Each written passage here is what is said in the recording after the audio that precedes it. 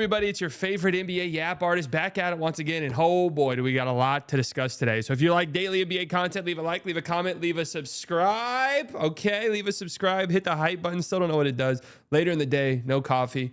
So we're going to drink this Alani because we're about to go to the gym. I love you so much, Alani. I love you too, slightly. What the fuck? You can talk? Yes. Okay, that's weird.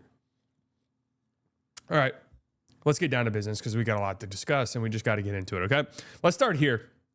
Don't let the Giannis news let you forget about what's going on in Clipperland because it really is one of the biggest catastrophes in sports currently, that this Clippers team is so just such a sinking ship, no pun intended, and they are about to gift wrap the 20 whatever they are and one Oklahoma City Thunder, almost certainly a top 5 or so pick in the upcoming draft. That's absolutely loaded. Just a complete and total catastrophe. But not only that, they last night, I guess, told Chris Paul that they were going to release him and they are going to just flat out get rid of Chris Paul, whether that's a release, whether that's a trade, whatever the case may be.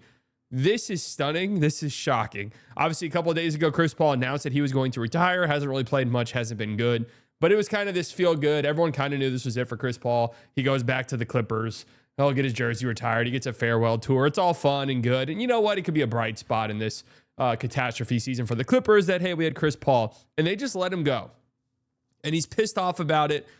And this is just fucking insane to me. All right. Chris Paul and his leadership style clashed with the Clippers, sources tell ESPN. Paul has been vocal in holding management, coaches, and players accountable, which the team felt became disruptive. Specifically, Ty Lue was not on speaking terms with Paul for several weeks. What a catastrophe. What a catastrophe. Now, a couple of things this tells me. One, Ty Lue kind of feels like he has like Spoelstra type leverage with the Clippers. Like he can almost do whatever he wants, really. Because I feel like if that weren't the case, he probably would have been fired at this point.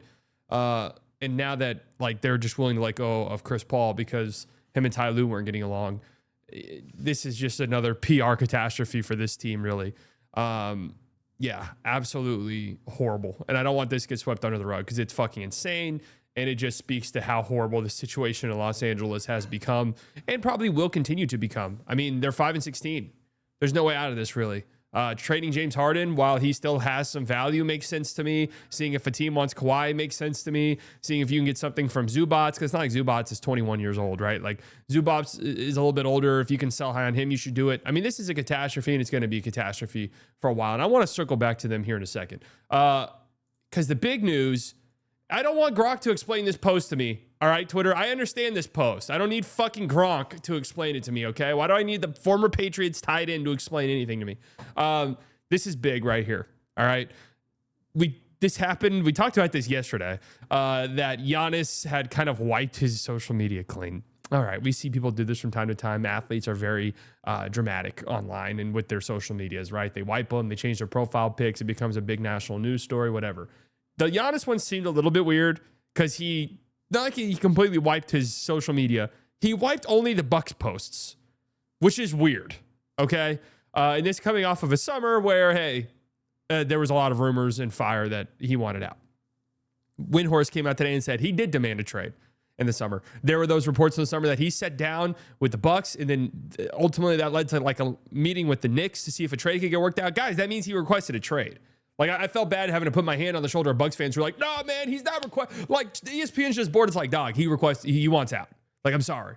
I know it's fucked up. I know it's sad. The chances he's on your team next year are 0%. And when I say next year, I mean the next season, not this season. But this, to me, sounds like it's over. It sounds like it's over and done with. Shams tweeted this out earlier about Giannis. Just in, Giannis Antetokounmpo and his agent, Alex Saratis, haven't been to Greek yet, guys. Whenever I get to Greek, we'll hammer that one out. Have started conversations with the Milwaukee Bucks about the two-time NBA MVP's future and discussing whether his best fit is staying or elsewhere. Sources tell ESPN a resolution is expected in the coming weeks. Now, expected in the coming weeks. I perk up a little bit when I hear that because December 15th, I believe, is the date. That's nearly almost exactly 2 weeks from today. That's the date when players who sign contracts in the summer can be traded. I'm just throwing that out there. It kind of coincides with that.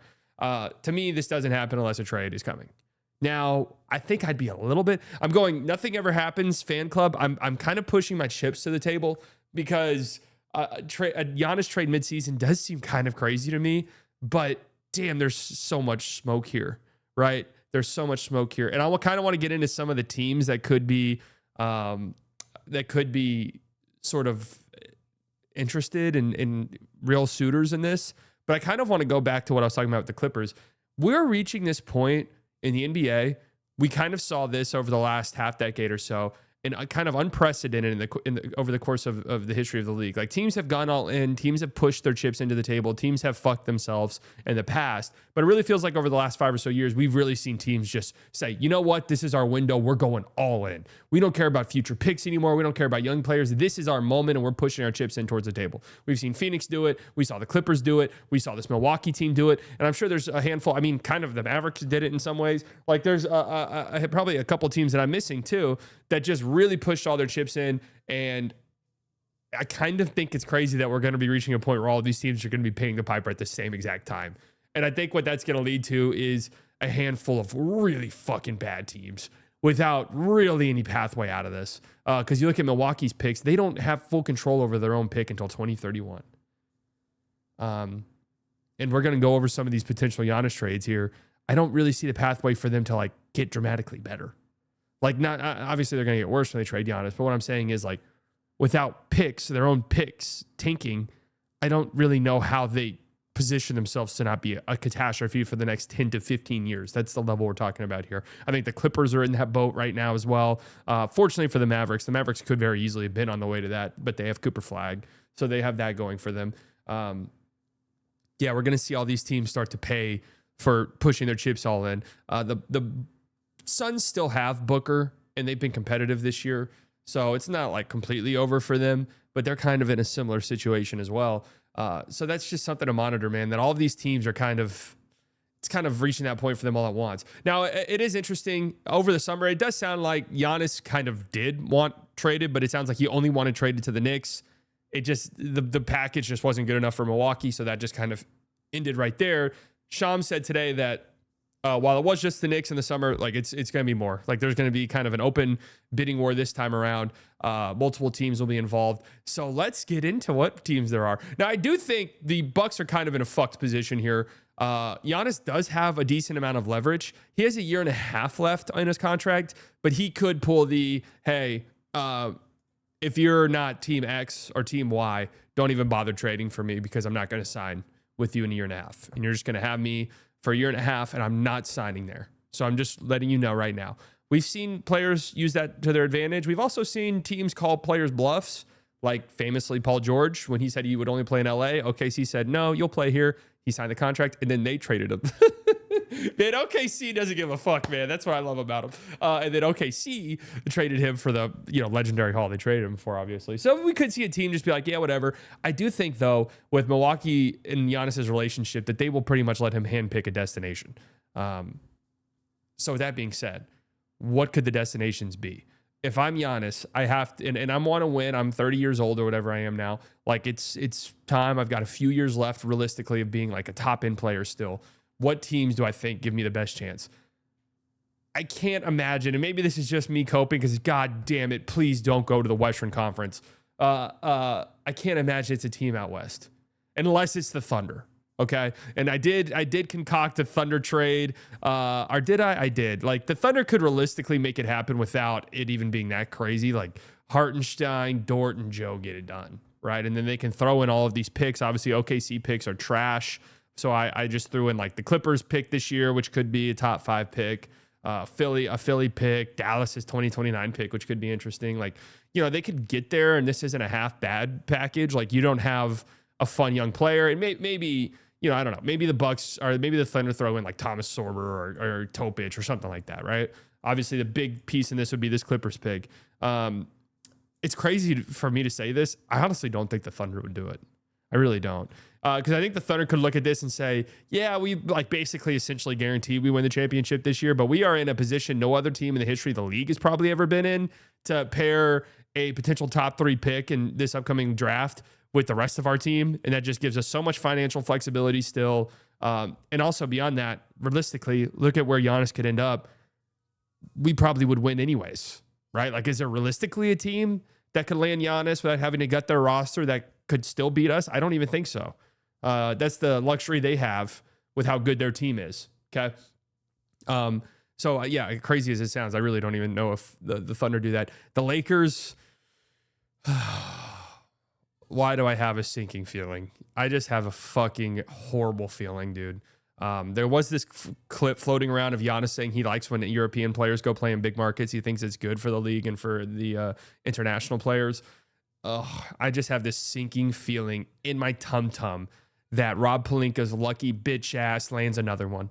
Now, again, there's no package that makes sense at all for the Lakers. I say that, and like Reeves, if you look around at the teams that could be interested in, this was the only Lakers one I had, obviously. It wouldn't be this, but like, I was just kind of fucking around to see how the Mavericks could get involved in some shit like this. But like, put Reeves in this mix. It's really hard contract-wise for the Lakers to make this happen without completely disrupting their entire roster. But like, of all of the potential trade packages, Reeves is not the worst player to have. Now, for your Milwaukee, like, okay, cool. We trade for Austin Reeves. Now we have to pay Austin Reeves. And like, is a team led by Austin Reeves taking us places? Probably not. Right. But it is kind of interesting. But again, if Giannis just says flat out, like, hey, I want to go to the Lakers, they'll have cap space in a year and a half. So like, I'm going to go there in a year and a half. If you want to trade for me, just keep that in mind. Right. That could be where the problems arise. And I just have a sinking feeling in my fucking stomach that some shit like that could happen. Now the question is, like, obviously the Lakers say yes, right? Like there's not going to be some bullshit where it's like, well, we don't want Austin Reeves included, right? Surely Reeves would have to be in this trade. Now there is some funny, like, could this be a Giannis for LeBron trade package where LeBron gets routed to somewhere else? That becomes quite fun to try and map out. Then you have Giannis, Reeves, and Luka, and that's pretty damn good. But please no. Houston, yeah, Houston to me is an obvious potential choice, and kind of just some wonkiness with the fit, I would think, assuming Houston's like, I don't know how much I love giving up Amin Thompson, although like obviously I think you would probably have to do that if you're Houston, or Şengün. So if it's like if you manage to keep those two and it's Şengün, Amin Thompson, and Giannis, that's a little weird, right? With just the spacing of that team, which is why I think like you probably would end up giving up Amin Thompson in this trade, right? But they can make it work without it. Fred VanVleet's money. Obviously, you're going to have to give up like Reed Shepherd, Dodo, Steven Adams, and then just a bunch of picks for Houston. For Milwaukee, I guess you're looking at this. You're like, Reed Shepherd, like he's been good so far this year, and he'll just be the guard of the future for us, and that'll be kind of how we market our team. Still kind of shitty. But if Amin Thompson's like on the table, along with like Reed Shepherd, if the Rockets are just like, fuck it, let's do it. Let's go all in. Let's just push our chips into the table. Giannis, Şengün, KD, that could win us the West right now. Then that's a very interesting package for Milwaukee. I don't think Houston would do that, though. I really don't. I know that's crazy to say, but I don't think Houston would do that. And is that team going to beat the Thunder? That's a lot of size. I don't know. That one could be interesting. The Spurs are an interesting one, too, because, again, they don't really even need to tap into much for them. Obviously, Giannis is off, or Wemby's off the table entirely. For me, personally, I think Harper would be off the table. And the reason why I say that is because if I'm San Antonio, I'm looking at this, I'm saying, dude, we're 14-6. Wemby's missed time. Realistically speaking, we're probably not going to beat the Thunder this year anyway. Like, why don't we just let this shit ride out? Let this young team sort of gel a little bit more, and then we can figure it out, similar to what the Thunder were doing a few years ago.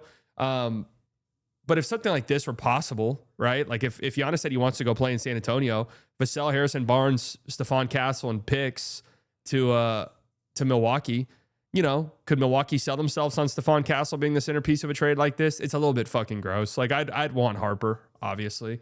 But again, if Giannis is just forcing the issue, then he's forcing the issue. Like, could Fox be involved in this? Could it be a Fox trade where Fox is going to Milwaukee and now Milwaukee can sell we got Fox. We're still going to try to be somewhat competitive.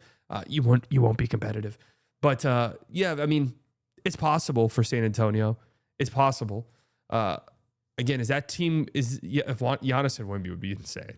I keep saying, would that team compete with the Thunder? I personally don't think so, but Giannis and Wemby would be absolutely fucking nuts. Denver, there's obviously no trade package that makes sense. Minnesota, no other team in the West besides like Golden State has this funny opportunity here where it could be a Jimmy for Giannis straight up swap. Now, I don't know what Milwaukee would want to do with Jimmy. They'd probably have to find the third team for him, but it is kind of funny to imagine a scenario like this. where Giannis could go to Golden State and Jimmy goes to Milwaukee or wherever else for a few first-round picks. Kind of funny to think about. And no other teams here really make much sense. Memphis, why? Portland, no. Utah, obviously not. Dallas, I mean, again, this works. AD for Giannis straight up works. Then you could throw in some picks that could be interesting. I don't like, what does Milwaukee want with AD? You know, could this be similar to what the Mavs were kind of thinking, where it's like, well, we're still going to try and be good. So like Milwaukee could be like, well, we're still going to be good with AD, and now we get picks, guys. Maybe you could swindle this fucking dumbass team. I mean, maybe, right? You could. There's also like a 3-team trade concoction I made up where the Bulls would get AD, the Mavs would get Giannis, Timberwolves get Kobe White, then the Bucks get the poo-poo platter from Chicago. Rob Dillingham could be like the young player in this trade. Maybe Noah Sange could be included. I don't know. And then a bunch of picks. Again, no, like one, for that's horrible for Milwaukee, but two, like why would Giannis want to play for this Mavs team? You know, why? What? Like, I don't understand it. Yeah, he's close with Jason Kidd. Cool. But like that team would still be bad probably and not contending in this conference. Kings, no. Clippers, obviously not. Pelicans. Can you imagine? Can you imagine if Giannis was like, no, dude, I want to play in New Orleans? Like, that's it. But if I'm Giannis, Eastern Conference, that's it. I'm staying East. I'm not just saying that to cope. I'm saying that because I look at my options here and I think I'm the best player in this conference. If I get traded in this conference, I'll still be the best player in this conference. And there's a few teams where it's like, they don't have to gut their roster really to get there. And I could win with these teams right now. Detroit, I could win with Detroit right now. I could win this conference this year and go to the finals this year if I land in Detroit. Okay, that could happen. Now, if you're Detroit, what are you giving up? Tobias Harris, Isaiah Stewart, Asar Thompson. Are you doing that if you're Detroit? I know you love Asar. I know I didn't include him in for the Rockets, and that might seem hypocritical. Whatever. Just bear with me here. Walk with me a little bit. If you're getting Giannis, I mean, Giannis will be better than Asar Thompson for at least the next 5 years. You kind of open up this window for yourself. Cade, Giannis, Duren. It's a pretty fucking good team, dude. That team's probably winning the Eastern Conference, almost certainly. Something to think about. Obviously, the Knicks, you'd think about. It's damn near impossible to figure out a Knicks trade. They just don't have the picks. Then it's like OG. Okay, OG's kind of interesting, but like, why would Milwaukee want OG? So then you'd have to reroute OG, and it's like, okay, I could get a pick or two or some picks for your OG. Like, that's cool, but that's not really the return I want. There's not like great young players on the Knicks. Then it, like, could Cat be involved? Well, why the fuck do I want Cat? Okay, then I got to reroute Cat too. And it's like, what team really wants Cat? I don't know. Cat was dreadful yesterday. I don't think we'll have time to end up talking about some of these games from last night, but God, Cat was so bad. It was one of those games where it's like, dude, I don't know how you win a championship with this dude on your team. I just don't. Toronto, I would be interested if I'm Giannis, right? Because again, I look at this Eastern Conference and I think to myself, could I win on this Eastern Conference? Could I win this conference in Toronto? I think so. Quickly, RJ, CMB. I just wanted to throw one of the young guys in there. Then a bunch of picks for Giannis. Again, if I'm Milwaukee, does this really excite me? Like, I'm just going to be mid as fuck with Emmanuel Quickly, who's on kind of a disgusting contract. RJ, where am I going with that long term? Probably nowhere, but I'm getting a slew of picks. And again, in this scenario, it's like Giannis is wanting to go to Toronto.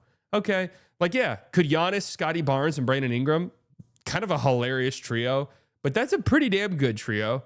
And in this Eastern Conference, like that's probably enough to win. Now, I do wonder, like, okay, so what would your starting five be in that in this theoretical one? Would Shed start? So Shed,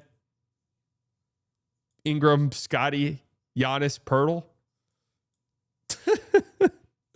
Someone's got to shoot the basketball, but I do think ultimately that team's probably good enough. Miami's actually pretty interesting. Now, I don't know if they have really enough to make it work, but I did concoct this 3-team trade that I do think is kind of interesting. Giannis with this Miami team, I think could win this conference pretty easily. Tyler Hero's back now. Bam Adebayo's with his new developed 3-point shot is like a really good fit next to Giannis, and those two front court defensively would be disgusting. You could get there. The Bucks get Norm Powell. I mean, you got to give up something to get something. Actually, I didn't even mean for this to be Norm Powell. I meant for this to be Terry Rozier, which I think would still make this work with his expiring contract. So just pretend that's Terry Rozier, but I guess it could be Norm Powell. But Khalil Ware would kind of be like the focal point young guy here.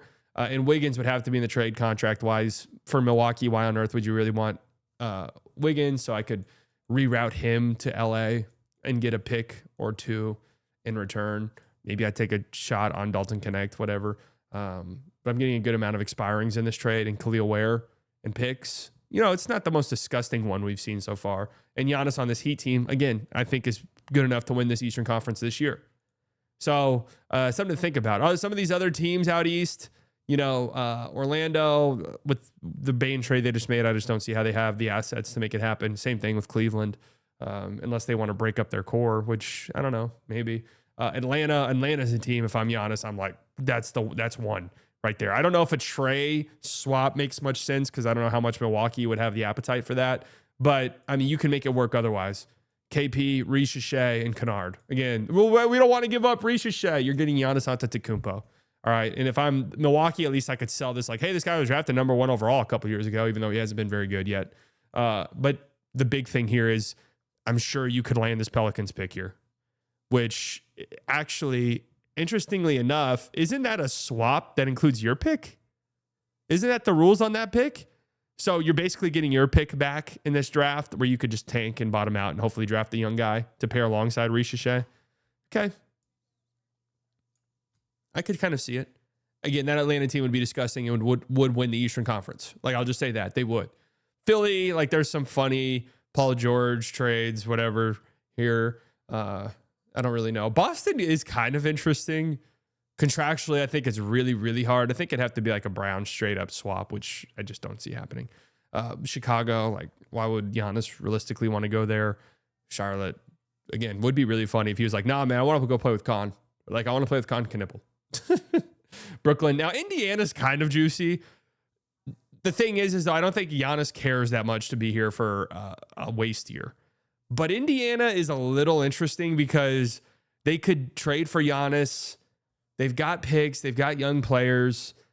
And then you could have your Tyrese Halliburton is back next year with Giannis. I think that in a trade, they could still have Siakam. And now we're going to try to win the East next year with this trio. It's kind of intriguing, but I don't know how much Giannis cares to sit around a year and wait. Washington, I think, could be in play.